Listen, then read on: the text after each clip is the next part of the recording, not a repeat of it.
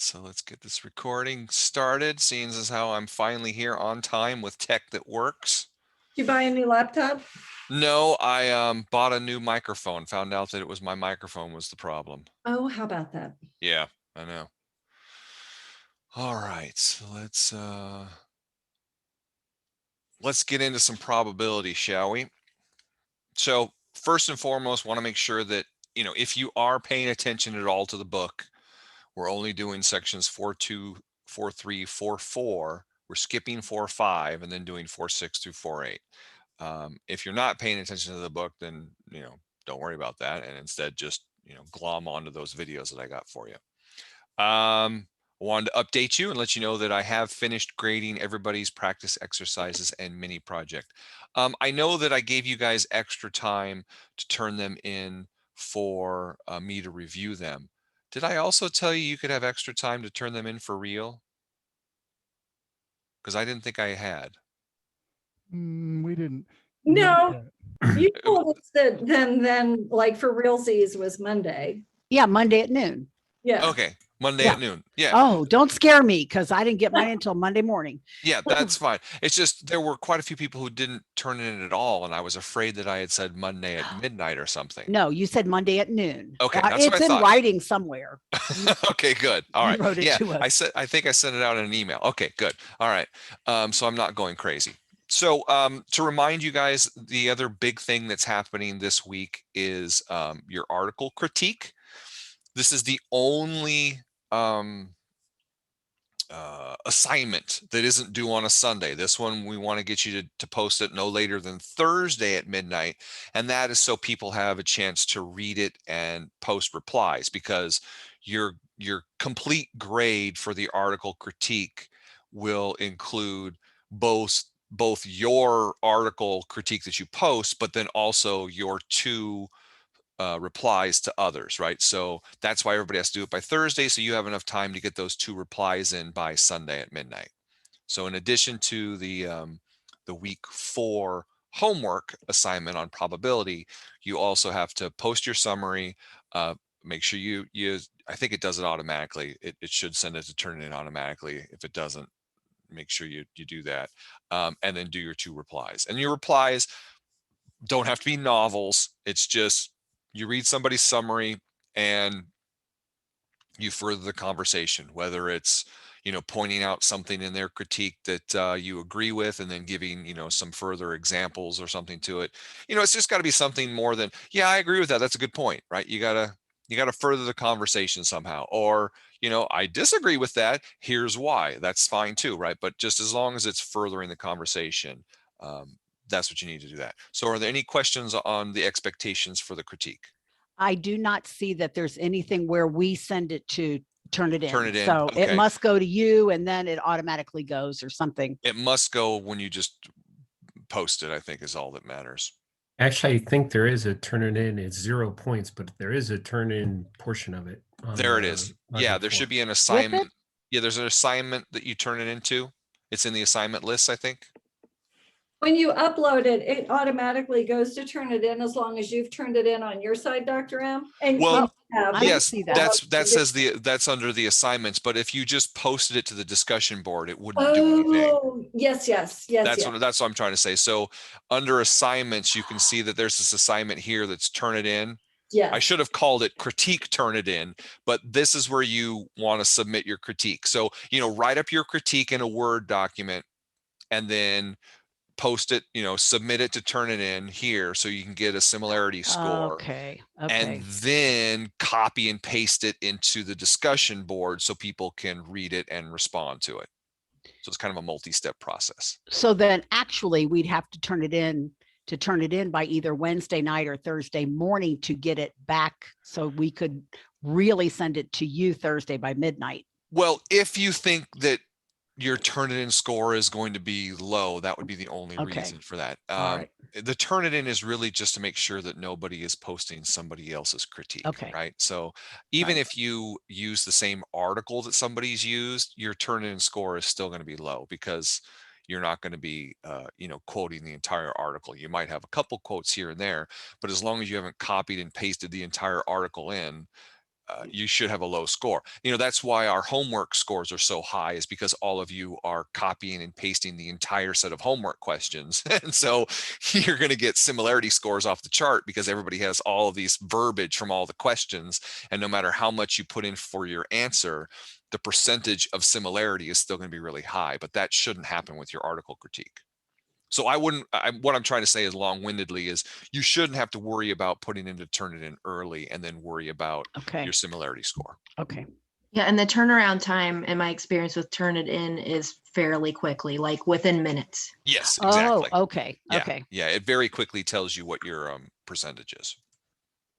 And I do not need, nor do I want to see any of these early, because it's one of those things where as long as you have found a decent article and written a coherent critique, you're going to get full credit for that. So there's, if you like, I've had a couple people say, hey, is this article fine? I'm fine with writing off on an article, but really, as long as it's an article from a reputable source, or a dissertation, or, something of merit, you're not just getting some stupid post off of Facebook, right? You're fine.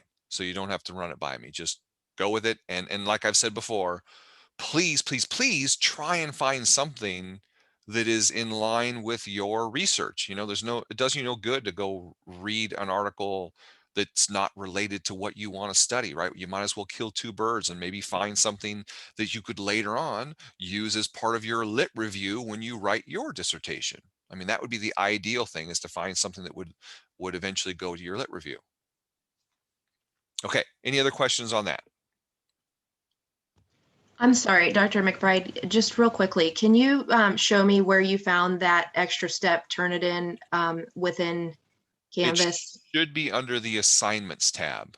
Okay, But I don't think it's under, it's separate. Yes, So if you look, click yeah, on the it's separate. assignments tab, exactly, there will be the critique, which is where the discussion is, but underneath it, there's just Turnitin.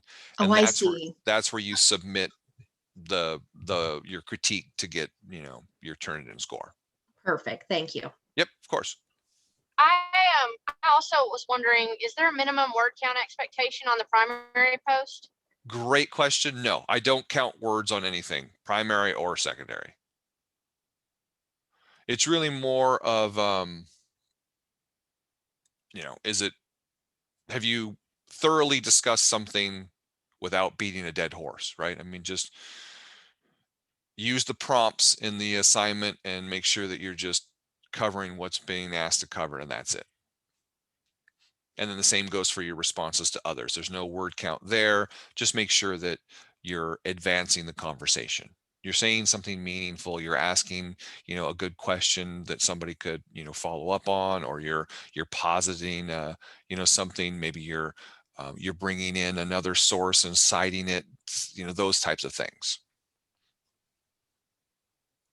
Okay. Okay, thank you.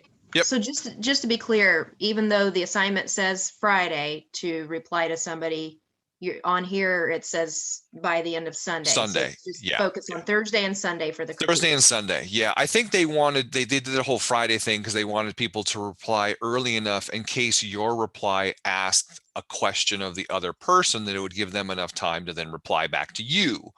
So, obviously the earlier you can reply, the better, because because if you do ask somebody a question, a really good meaty question that they could respond to, it would be nice to give them time to respond to it. But that's not necessary, especially if that person has already posted 2 other things. They don't have to then come back and answer your question, have a third post, that kind of stuff. So no, as long as they're done by Sunday, you're fine. The earlier, the better. Great, thanks. Yep. Okay.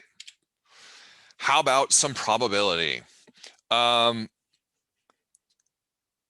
I've said, if you've watched any of my videos, I try and harp on this a lot, that probability is a very, very complex discipline if you're studying it, at the professional level, when you're trying to answer very complex probability questions. But when you're studying it at a very simplistic level, like we are, probability is extremely simple and extremely basic and very easy to overthink it. The number one thing is you just got to remember that probability is simply nothing more than good over total. And I don't know why all of these are so bad. I change them and they go back. Because now nobody's going to understand what any of that stuff means. All right, there we go. That looks a little better. So now our numbers are pretty. So all you're doing is always trying to figure out good over total, good over total, good over total. You can always use formulas. There's simple formulas for all of these things. And sometimes the formulas get a little bit more complex than simple. But I promise you that all of the probability we're going to be doing in this class, and probably all the probability you're going to be doing in any of your stats classes, are going to be simple enough questions that you can simply just ask yourself, what's the good? What's the total? Make sure you count them all up properly and don't miss anything. Don't count anything twice. And it's simply going to be the good number over the total number, gives you a fraction, which you convert to a decimal, which you convert to a percentage, and there's your answer. I mean, it's that simple. So for instance, if this was our set of data, right, I could ask a very simple question like, okay, let's pick one person at random, or one thing at random. I mean, you could think of these as just a bunch of slips of paper in a hat. And those slips of paper are either yellow, red, or blue colored. And then each of those slips of paper, they either have the word yes, no, or maybe written on them, right? It's that simple. Or it could be that we asked people, what's your favorite color? And, do you agree with something? Yes, no, or maybe. And then this is their intersection of their answers, right? It doesn't matter what the data represents. You can always visualize it as nothing more than slips of paper or colored balls in a bag or whatever that, whatever fits your mind the best, because that's what probability is all about. It's reaching into a bag and randomly pulling something out and then asking yourself, what's the probability that it has this characteristic? So we're going to reach into the bag, we're going to grab one slip of paper, and the question I ask is, what's the probability that slip of paper is red? What's the good? 32 out of 32. Nope. Look again. Red. What's the good? 62. Nope. Oh, 32 plus 80. 20 plus 30. 82. 82. Yeah. 82. The totals are down here at the bottom. Okay. So that's my good. What's my total? 237. 227. 227. Yeah, exactly. Sorry, So my it glasses would aren't on.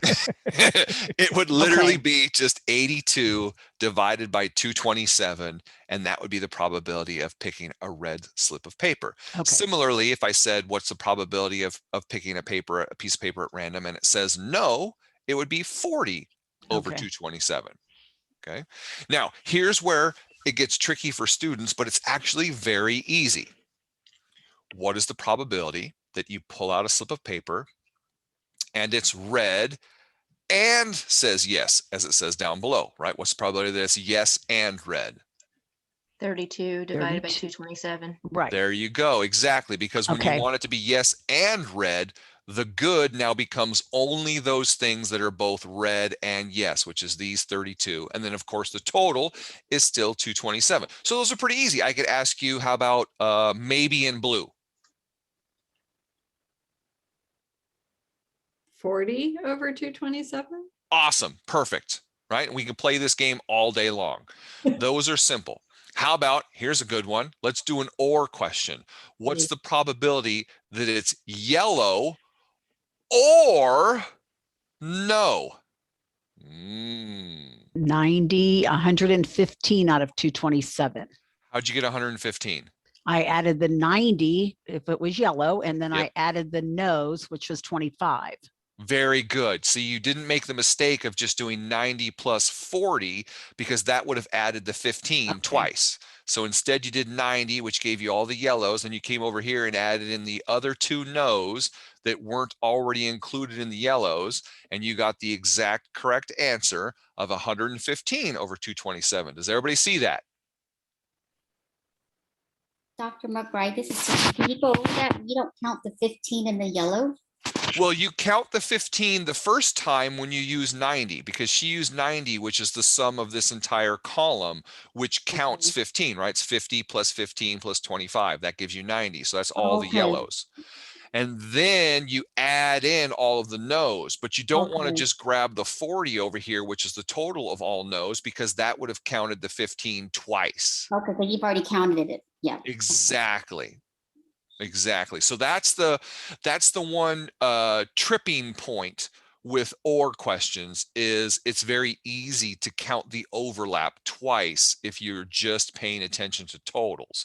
Instead, I always tell my students the safer thing is first, pick one of the two categories. So you've got two categories, either yellow or no.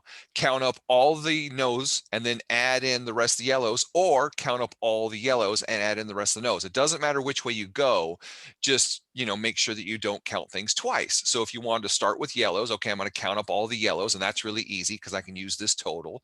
And then now I'm going to add in the rest of the no's that aren't already in the yellow category. We also could have done it the other way. We could have added all the no's first, and we could have started with 40, and then we add in the two other yellows that aren't in that category, i.e. the 50 and the 25, and we would have said 75 plus 40, and we would have got that exact same answer as 115. Okay, questions on those?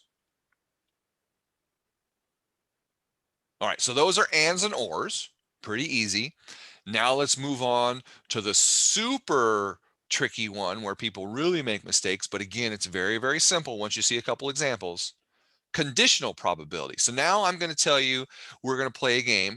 I'm going to pick a piece of paper out of the hat. I'm going to give you one piece of information about that piece of paper, and then you're going to have to tell me the probability of the other characteristic. And I'm going to do that by saying given, right? So what is the probability that if you pick a piece of paper out of the hat, it says maybe, given that it's red?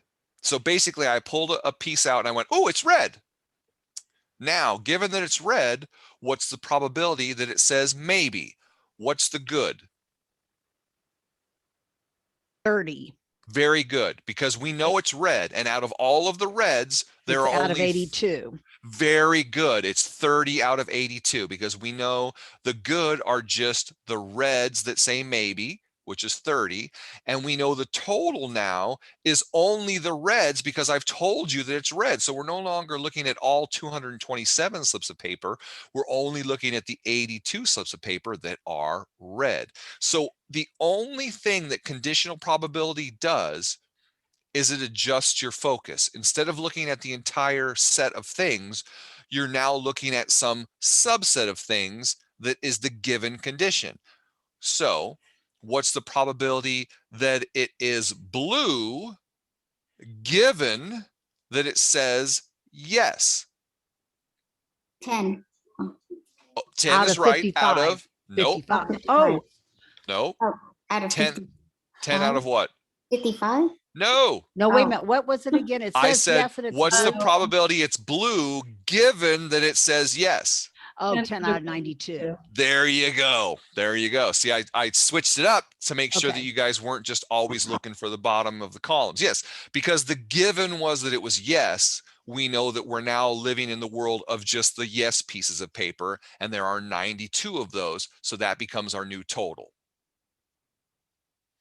So is that conditional probability starting to make a little bit more sense, that all it does is it refocuses you, and instead of looking at the grand total, you're looking at a subset total, and then within that subset, you're counting up how many of those things are good. Yes. Okay, awesome. Of course, here are all those other examples. We could spend our time on these, right? Probability that something's yellow, probability is yes, no, blah, blah, blah. We've done these. We know those are simple and easy. We've done some ORs, so we know how to do that. See, this is that formula they're talking about where when you do an OR, you take A plus B and then you subtract the intersection. So the probability that something is yes or red, you can take the sum of the S's, which is 90. You can take the sum of the yeses is 92 over here. You can take the sum of the reds, which is, that's supposed to be 82. You add those two together, but then you have to subtract the intersection of 32, because when I took this total, I counted 32. And when I took this total, I counted 32 again. So that's where the whole formula comes from. But we don't need to worry about that. We can just do what we did before. Take one of the totals and then add in the other stuff that's left over so that we know that we're just not counting things twice. And then we've already done some given conditional ones. So you guys can look at those if you want later, but we're beating a dead horse at this point, right? So the complement of an event is just every other possible outcome, basically everything else other than that thing. And it's normally, not always, but it's normally denoted by a horizontal line on top of it. So this first thing, this P of red with a line over it, means the probability that something is not red. And if it's not red, you're simply just taking all the other things, right? 90 plus 55, and then dividing that by 27, because the 90 plus 55 becomes your good, right? And then the same thing can work with conditional probability. The probability that something is blue, given, right? The little vertical line means given that it's not yes. So if it's not yes, that means we're living in this subset of the no's and the maybes. So our new grand total, right? Our new total is the 40 plus 95. That's where that number comes from. And then within that subset, how many are blue? Oh, that's easy. There's the 5 and the 40. So there's 5 plus 40 over the 40 plus 95. And that's how we would do the the conditional probability given the idea of a complement. So complements just mean everything else.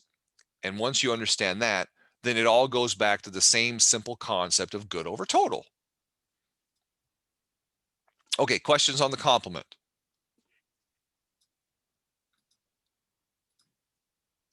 All right. Discrete versus continuous variables. I don't know why we didn't talk about this earlier. We should have been talking about this really in chapter 2, but c'est la vie. Discrete variables are, and I think I have talked about it, just the book hasn't talked about it. Discrete are things that are counted. Continuous are things that are measured. That's the basic underlying difference. So if you ask somebody a question, how many blank? How many children do you have? How many cars do you own? How many times a week do you eat out, right? All of those how many questions are going to result in you getting discrete data because everybody's going to answer with a count. Oh, I have 2 of these. I do this 3 times a week, right? Whatever it is, it's a nice whole number. And your data will always be whole numbers because nobody has 2.5 kids. Nobody owns 1.5 cars. Nobody eats out 3.5 times a week. So the answers will always be whole numbers. Continuous variables happen when you measure something.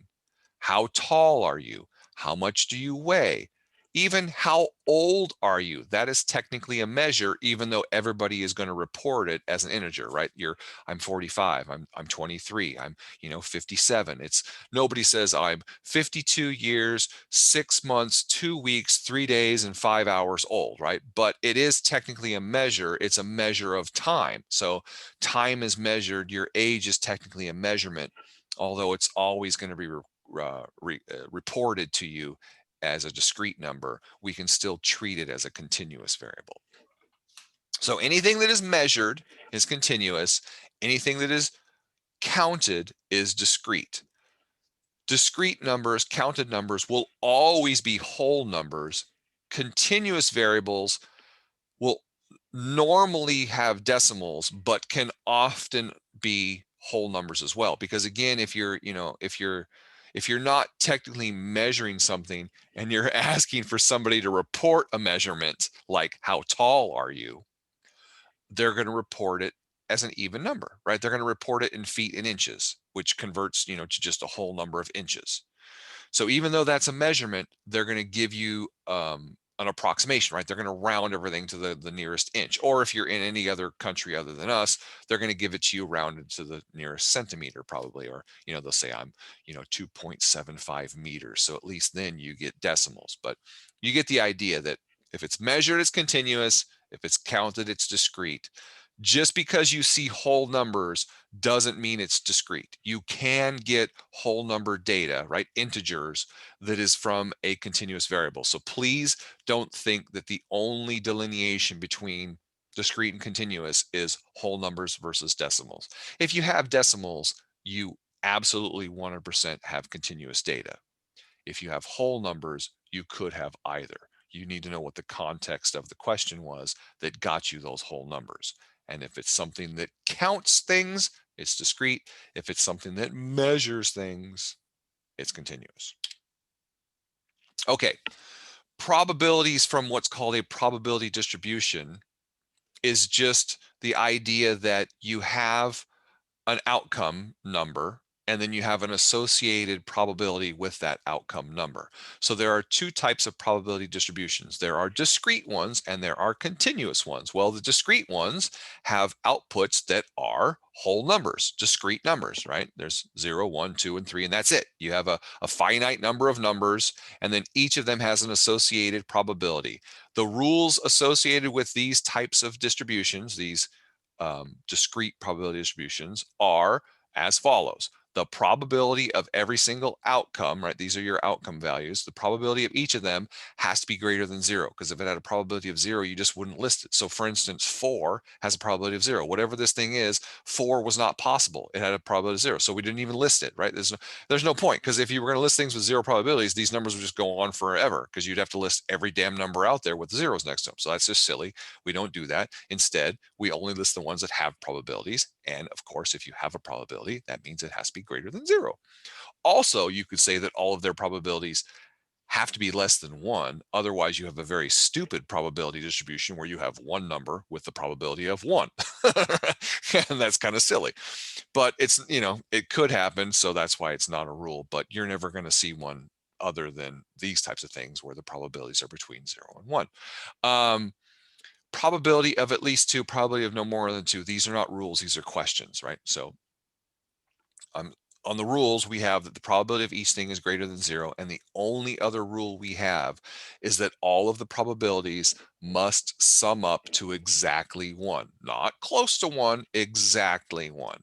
So if you added up all these numbers, you would see that 2 plus 4 is 6, right? Plus 2 is 8, 9, and then these two give you finally up to 1, right? You add it all together, it gets 1. So this is a probability distribution. Once you've verified it's a probability distribution, then you can answer these questions very simply, because the probability of getting at least 2 means 2 or greater. So both of these are good, right? So we add up those and we get 45 plus 20, 65. So it's a 65% chance of this happening. The probability of no more than 2 means 2 or less. So you can add up all of these 3 or realize that it's the complement of this. So it's just going to be 1 minus 0.2, which is 0.8. So the hardest part about these, especially for those of you that English is not your native tongue, right, that you learn English as a second language, is figuring out what the hell these English phrases mean, right? What does it mean to be at least 2? What does it mean to be no more than 2? So that's going to be the biggest sticking point for anybody, is understanding how to basically translate the English into math. So you just have to know that at least means that number and greater, no more than means that number and less than. Okay. A binomial experiment is a very popular discrete probability distribution. And the reason why it's very popular is there are a crap ton of things in the real world that fit the binomial. So it's popular because it's widely applicable. Here are the rules of a binomial experiment. The experiment, the thing that results in, the binomial, has to have only 2 outcomes. So you can think of flipping a coin, either comes up heads or tails, right? Asking people yes/no questions. They only have the option of yes, no, and you don't give them the option of maybe or I don't know or anything like that. Even things that aren't binomial, truly binomial, you could force them into a binomial. For instance, you could ask people what political party they belong to, and you could lump everybody into Republican and other, or Democrat and other, or Republican and Democrat, and then just ignore all the rest, right? That kind of thing. But if you did that, you wouldn't have the probabilities wouldn't be 1, because the idea is that there are only 2 options. So the probability of a success has to be the complement of a failure. So if there's a 25% chance of someone saying yes, there's a 75% chance of them saying no. If we went to the whole Democrat Republican thing and we said, okay, well, they're 35% Democrat, then the other is absolutely 65%. But if we were just looking at just Democrat and just Republican, it might be 35% and 35%. That only adds up to 70%, right? The rest of that stuff is left out, and that's no good.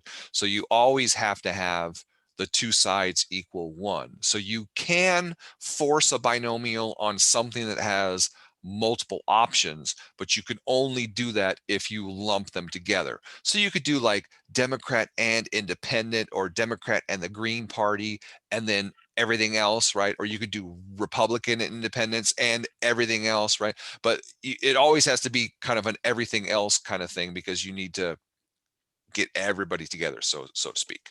Okay, so that's the first thing. You have to have only 2 outcomes, or force only 2 outcomes on your data. The experiment must be repeatable, meaning you can do this over and over again. You could flip a coin over and over again. You could ask people these questions over and over and over again. And when you do that, you should get the same probability of a quote unquote success on each attempt. And the success just means the thing you're looking for. So if you're flipping a coin and you say, okay, I want to get tails, okay, then tails is considered a success. And every time you flip that coin, the probability of tails coming up needs to be the same. And it is, right? It's 50% each time. Now you might be asking yourself, well, how would it be the same probability that every time I ask somebody a question, they're going to say yes versus no?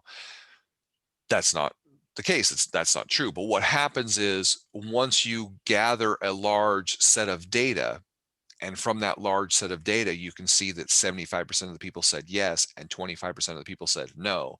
You now use that as the basis that if I go out and ask one random person that same question, the chances that they say yes will be 75%. The chances that they say no will be 25%. And then if I go and ask another random person, the chances will be 75-25, right? That's what they mean by the same probability over and over again on each attempt.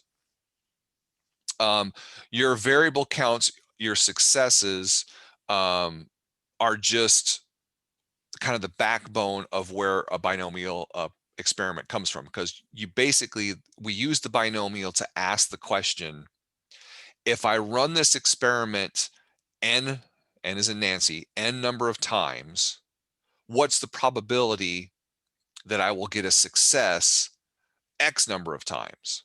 So if I go out and grab 7 people off the street and ask them this question that I know historically 75% of the people will say yes to, what's the probability that exactly 3 out of the 7 will say yes? What's the probability that 3 or more out of the 7 will say yes? What's the probability that less than 5 will say yes? These are all the types of questions you could ask that you could very easily and simply answer with a binomial. Okay, so that's what a binomial does, is it gives you the opportunity to ask, out of so many tries, n being the number of tries, what's the probability of x number of successes? And it could either be a specific, I want exactly 3 or exactly 7 or exactly 10 successes, or it can be, less than 3, less than or equal to 3, greater than 5, less or greater than or equal to 5, right? Oh, you could even go probability of between 3 and 5, so 3, 4, and 5, you could, all those types of things can be answered very simply and easily with a binomial. Okay, questions on what the binomial is? Okay, so here's the formula for the binomial. It looks very complicated, but it's actually very simple, and technologies will all do it for you. A simple TI graphing calculator will do it for you very easily. Excel will do it for you very easily, and SAS will do it very easily for you. So you don't have to worry about doing this by hand. If you wanted to do it by hand, it's very simple. The little exclamation point doesn't mean n like you're excited. It means n factorial. And factorial simply means that number times every integer less than it down to 1. So if you put a 7 here, 7 factorial just means 7 times 6 times 5 times 4 times 3 times 2 times 1. And of course, 3 factorial would just be 3 times 2 times 1, and so on and so on and so on. So the formula is, you take the number of tries, factorial. So in this case, if we want to know the probability of getting 3 successes out of 10 attempts, we would have 10 factorial up here. X is our number of successes. So down here, we do x factorial. So we would do 3 factorial. And then you do the difference. 10 minus 3, which gives you 7. you do 7 factorial, and you do all this crap, and then I'll give you an integer, right? Everything will cancel out, and this will always give you an integer. So you never get a fraction, you always get a whole number. Then this pi stuff, pi just means the probability of success. So in this case, we know the probability of success is 20%. So pi is simply 0.2. And then you raise 0.2 to the number of successes, i.e. you raise it to a power of 3. Then you take the complement of a success, right? If there's a 20% chance of a success, there's an 80% chance of a failure, 1 minus 20, right? So then you have 0.8 raised to the rest of it, right? I wanted 3 successes out of 10, so I need 7 failures, right? 10 minus 3, so you have the power of 7 and the probability of the failure. So that's where the numbers come from. That's why the numbers are what they are. But like I said, you can always let technology do the heavy lifting for you. So if we were to plug all these numbers in, right, here's everything. There's the 0.2 to the power of 3. Here's the 0.8 to the power of 7. You slap this into a calculator and you get an answer of 0.2013, or roughly 20% chance. Now that's just completely coincidental that the answer was similar to the probability of a success of 20. So don't think that always happens. Like I said, or you can do it in SAS. And here is the code for doing it in SAS. Of course, all of this is in our SAS how-to document in the Google Drive. All you have to do is copy it, paste it into a blank program, change the numbers, right? So N is your number of trials, P is the probability of success, and X is how many successes you want. And if you run this code with the PDF, it will give you the probability of exactly this many. So this will give you the probability of exactly 1 out of 4 successes. If you run the CDF version with the exact same numbers, right, the 4, the 1, and the 0.1, this will give you the probability of 1 or fewer, right? It's always less than or equal to this. That's what a CDF does. Is it's called the cumulative distribution function, meaning it accumulates all the numbers up to and including the one we stop at. So if we put a 2 here, it would give us the probability of 0 successes plus the probability of 1 success plus the probability of 2 successes, and it would add those all together. With the 1 sitting here, it's going to take the probability of 0 successes, add it to the probability of 1 success, and that's going to be the cumulative probability of 1 or fewer. And like I said, it's all in SAS. It's all easy to do. So I wouldn't worry about doing this. I would just let SAS do the heavy lifting. So here's just the examples of how that runs and getting this example out of SAS so we can see that we get the same example that we got using the formulas. Okay. Again, if we're going to do an exact number, we do a PDF. If we're going to do a less than or equal to, we do a CDF. If we're going to do a strictly less than, we still do a CDF. We just have to adjust it, right? Because if we want to be less than 6 successes, well, because a binomial is discrete, you can't have 5.7 successes. You can't have 5.5 successes or 5.2 successes. You can only have 5 successes or 4 or 3 or 7 or 9, right? You can only have a whole number, an integer number of successes. So if the question is, what's the probability of having less than 6? That's really saying what's the probability of having 5 or fewer. So that's why these two use the exact same code, because less than 6 mathematically is the exact same thing as less than or equal to 5 when we're dealing with discrete numbers, because less than 6 means it has to be 5, 4, 3, 2, 1, which is what this means. Now, of course, if we were dealing with continuous numbers, these two things would be hugely different, because less than or equal to 5 would be 5 down to 0. Less than 6 would basically be, 5.99999 down to 0, because it's continuous, but we're not dealing with continuous stuff.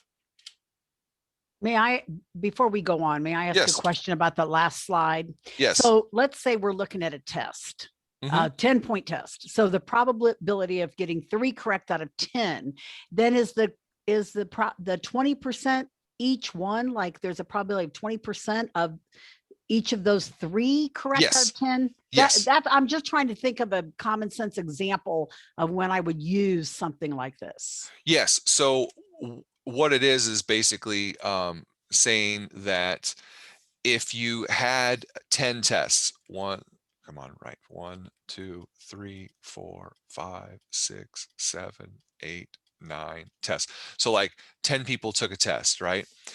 And the probability of a success, probability of somebody passing the test, let's say, is 20%. We want to know the probability that 3 out of the 10 passed. Well, if 3 out of the 10 passed, then there was a 20% chance, 20% chance, 20% chance, and then 80 for all the rest.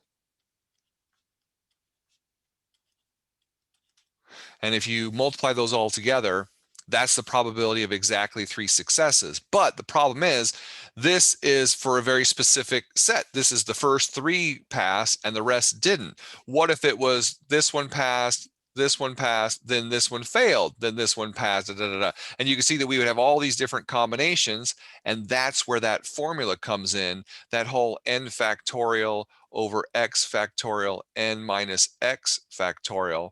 That gives you the number of ways that you can take these 3 2s and these 7 8s and rearrange them.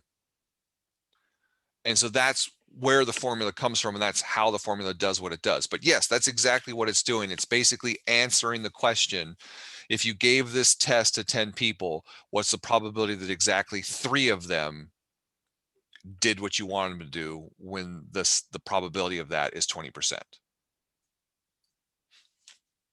Does that answer your question, Mary? I'm thinking, okay, so I gave that test to 10 people. What's the probability of 3 of the 10 getting 20% on the test? It's not getting 20%. It's 3 of them doing something, and that something has a probability of 20% happening. Oh. See what I'm saying? Passing it or getting over 8 correct or Exactly. okay. Exactly. Okay. Yeah. Yeah. It could be even something as simple as, what's the probability of them using blue ink? Okay. Whatever I'm setting that, okay, 20% Yeah. at. Okay. Whatever you consider a success to be, and then the probability of that happening for each individual person is just 20%. Okay. Yes, now I understand it. Okay, good. Fantastic. Anybody else?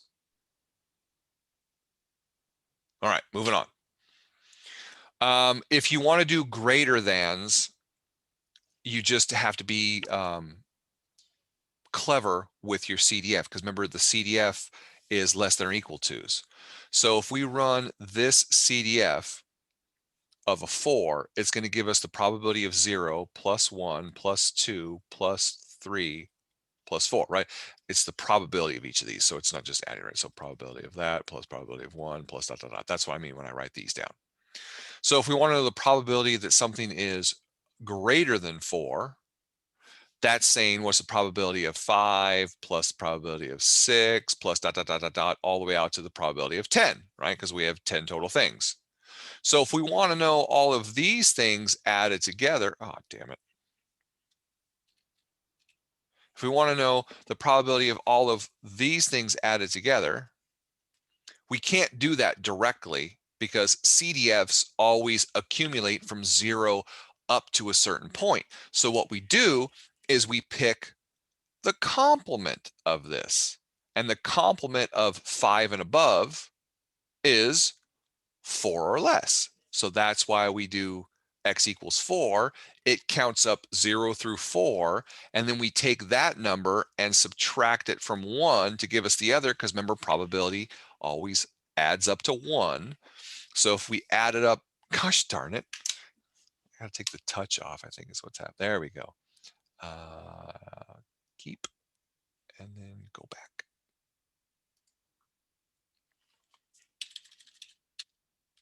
There we go.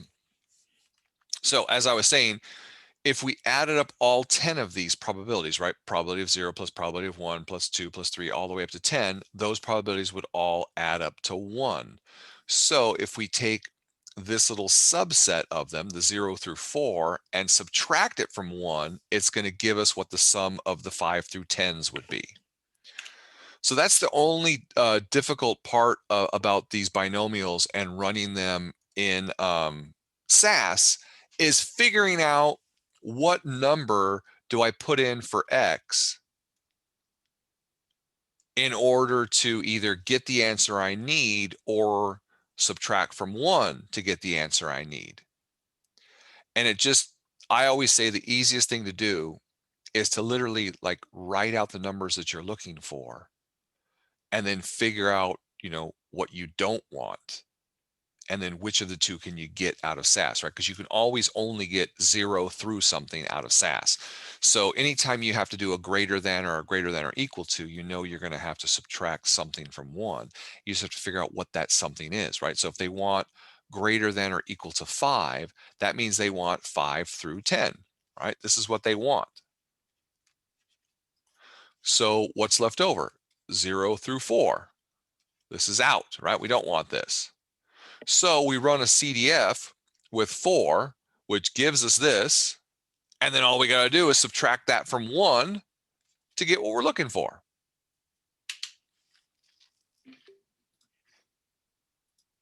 Make sense? Any questions? Dr. McBride, can't Yes. you, this is a Lonnie. complete searching question. Yep.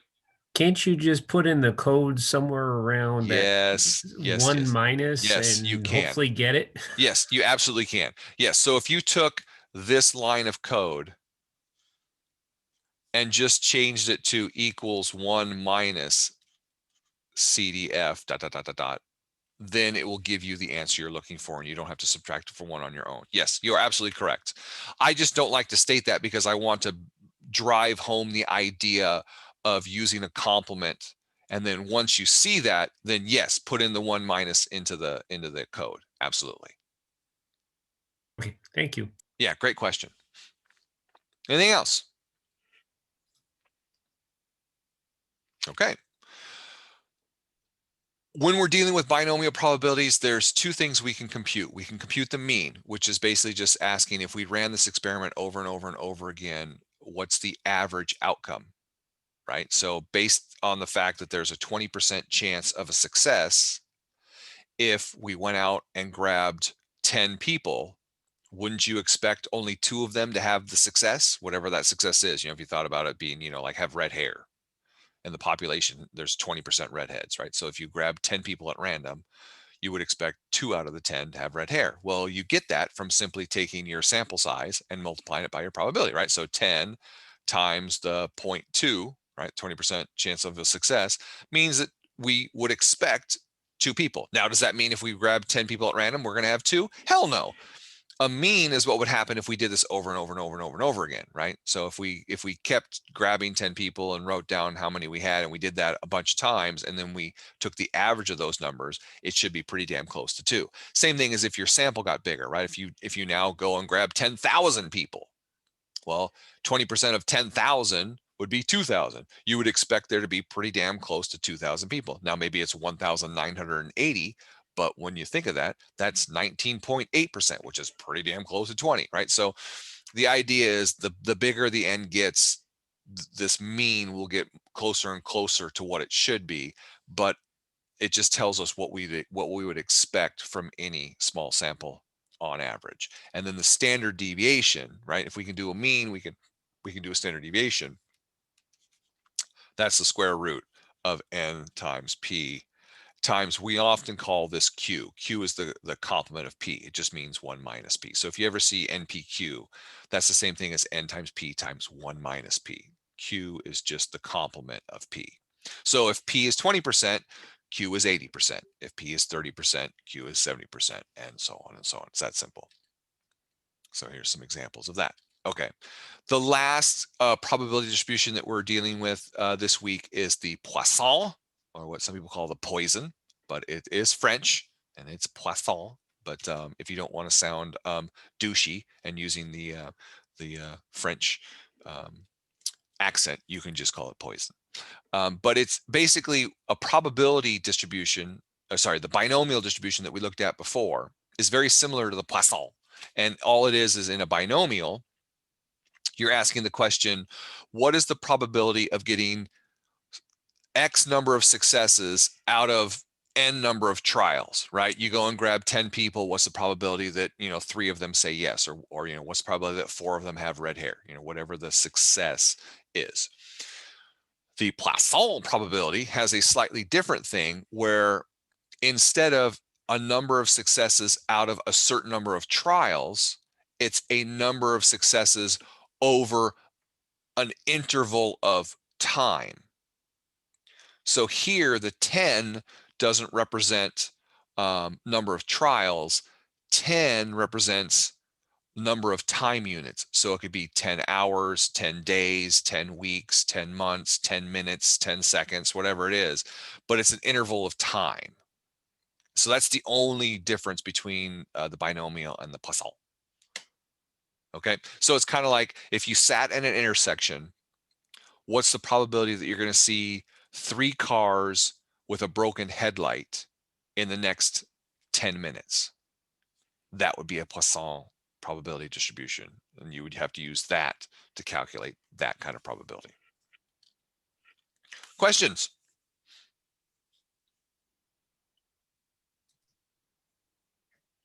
Why is the Poisson different? I mean, why is it? Like why is it calculated differently? Yeah. Well, it all comes down to the idea that in the previous example, in binomial, we're counting the number of successes given a discrete number of trials, right? Mhm. The Poisson, even though we are talking about this interval as being a discrete number of things, 10 minutes, 10 days, 10 seconds, 10 months, whatever it is, Uh-huh. remember that time is actually technically a continuous variable. It's a measurement. So when we talk about 10 days, 10 hours, 10 months, whatever it happens to be, that's actually a continuous spectrum of time. And in order to calculate that, we have to use a continuous probability distribution, which involves the letter E, which is like 2.7, blah, blah, blah, blah, blah. And basically the Poisson distribution gives us a curve like the normal curve, and we have area under it. And that's basically what we're calculating with this. So that's why it calculates differently is because we're basically doing a discrete number of successes over a continuous distribution. Whereas with the binomial, we're asking for a discrete number of successes over a discrete distribution, a discrete number of trials. Okay. Yeah. No, that makes sense. Awesome. Anything else?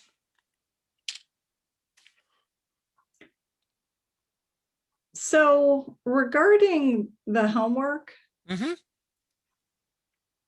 I feel as though there were some symbols in it. Oh, and of course, I'm not finding it now. Yeah. Hang on, let me find the number. 4.26. It has the horseshoe Mm-hmm. looking thing. Yeah.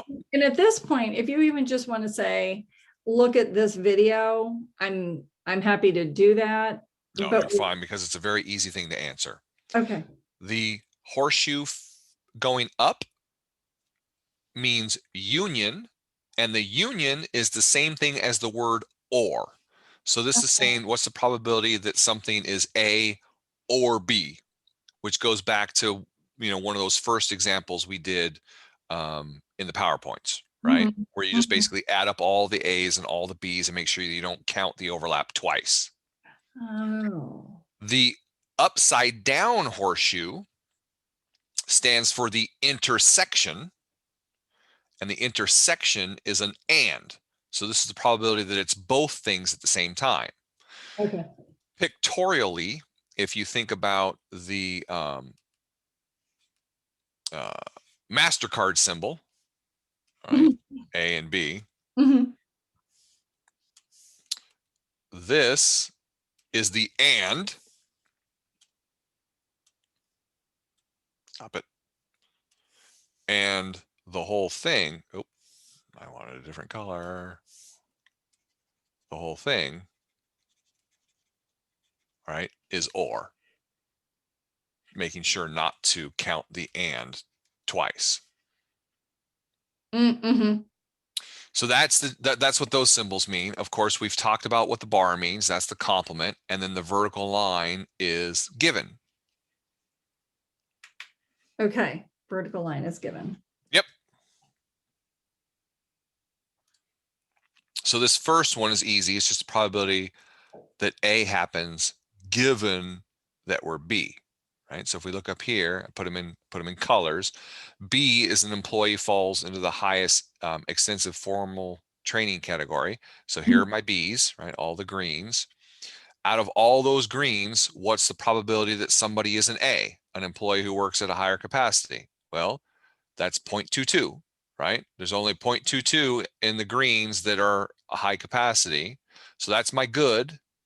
What's my total? It's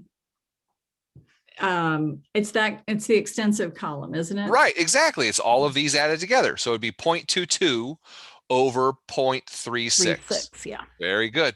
And that would be that first one. And then you would tackle the rest the same way.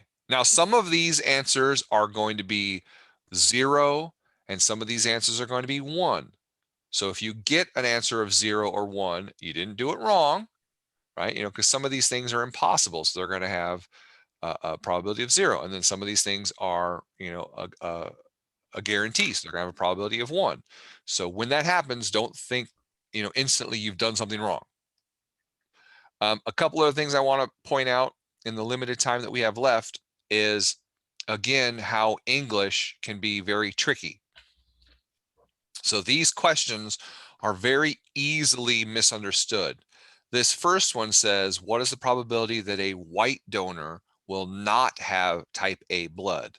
Well, when they state it this way, they are basically saying that being white is a given condition.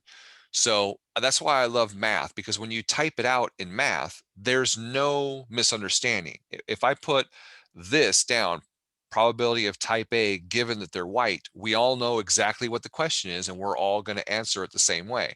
But if you write it in English, some people are going to interpret this way, and some people are going to just interpret it as the intersection of being white and having type A, right? So they go up here and they go, oh, well, that's 32.2%, but that's not the right answer because that's not what we're asking. We're asking what's the probability that they have type A given that they were white. Similarly, in the second one with the same kind of phrasing, this is saying that we're given that the patient is Asian, right? And so that becomes a given condition. And now within that subgroup, right, in that subcategory of being Asian, so we're now only looking at the Asian patients, what's the probability that they have type A or type B? Again, if we write it in English, it makes a lot more sense. We're looking for the probability of A or B given that they're Asian. So if you just read these things, it's very easy to misunderstand them, which is why I put these here to help show what they're really asking. And then for the last one, when they just say what's the probability that the donor will have neither type A nor type AB. Well, if they can't have A or AB, they're really asking what's the probability that they have O or B, right? Because if they can't have A and they can't have AB, they got to have one of those two. So that's really what they're asking. Okay. Any Now, last minute questions before we go? this, I'm just looking, this does not add up to 100%, I don't think. The whole table? Yes, or does it? I have not added that up. I've done all these. It should. It might be Okay. off because they might be rounded. Okay. You know what I'm saying? Like 1.7 for Asians with O might really have been 1.68 or Okay. something like that. So they might not add up to 100, but let's all assume that they do. So for instance, if they did ask the simple question of what was the probability that they were white with type A, you would just say 32.2%, because you would technically have 32.2% divided by 100%, which would just get you right back to 32.2%, right? So Okay. let's just assume the total is 100, even if it doesn't add up perfectly. Now you want an explanation. So I would say, like, for one, the probability is 1.7% is what I had, because, and then you want me to put down why, how I figured that out. No, you can simply just, for these types of things, you don't have to explain them. They're too mathy to explain. Okay. Yeah. Just write your answers down.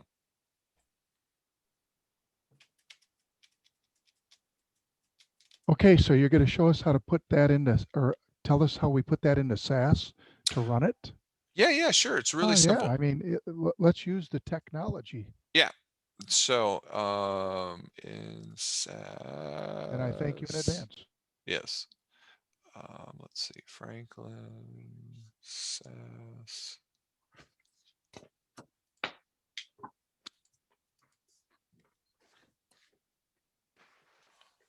All right, so SAS Studio.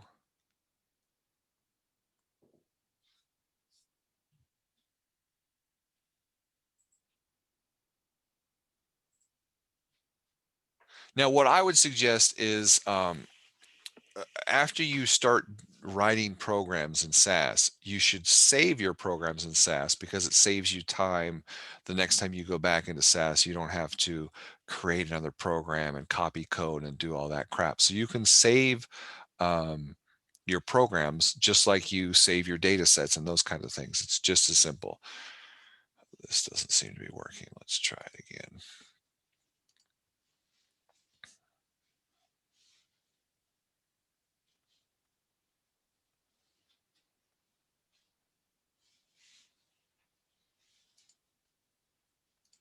Okay. So for instance, I have some programs saved in my programs folder. Here's my probabilities program. And I just have all my stuff saved here. Now, if you don't have one of those, right, all you have to do is create a program. Just go to anything. I just go to the first one that's here, double click it, right, which brings me over here, hit edit. You can see starts program 1 up here. And I can just copy it all and delete it. And now I've got a fresh slate to do with our SAS stuff. So I come to Google Drive, get the how-to guide, come down here to week 4. Week 4 and 5 probability, and just copy it. All right, highlight it, Control C, come up here, Control V, and then now I can answer any questions, right? So for instance, let's say, do we have a probability question on the homework? I think we do. Yeah, here we go. So here's a probability question. What's the probability that exactly 6 of the 20 return products are defective and not repairable? So I want exactly 6 out of 20. So if I want exactly 6 out of 20, am I doing a PDF or a CDF for exactly 6? PDF. PDF, very good. So I want to be using the PDF, right? And I want exactly 6 out of 20. So I change this to 6. I leave my sample size at 20. And then now all I have to do is figure out what my probability of a success is. Well, here they want 6 out of 20 to be defective and not repairable. So if I look up here, 5% are defective and not repairable.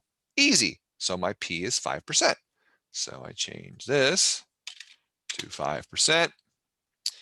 I could run the whole thing, but then it's going to give me both answers. If you just highlight just what you want and then hit run, it's going to give you just that answer. And I know it's hard to see, so I'll make it bigger. There you go. There's my probability of exactly 6 out of 20. It's that simple, guys. All right. And I will obviously do more of these for you Wednesday. Wednesday? Thursday, I hope. Don't we meet on Wednesdays normally? No, don't scare us. Thursday No. at 7. I thought, oh, that's right. And we couldn't do Thursday, so we did Friday instead. That's right. Okay. Right, Yes. okay. Thank you. So Thursday. Yeah. So I will be more than happy to run through all these examples on Thursday. Cool. All right. Thanks, everybody. See you Thank you Thursday. very much. Yep. Appreciate it. Thank you. Yep. Good night, everyone. So long.